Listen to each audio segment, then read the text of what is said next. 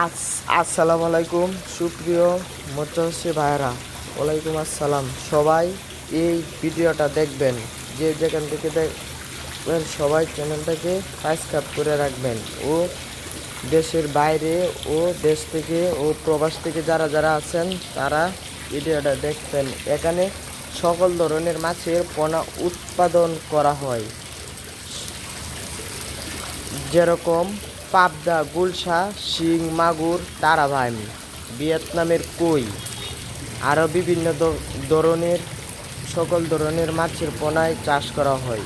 যেগুলো দেখতেছেন এটি হচ্ছে রেণু ফুটানো হচ্ছে। আর সবাই ভিডিওটা শেয়ার করে দিবেন। আমরা সারা 64 জেলায় হোম ডেলিভারি দেওয়া থাকে।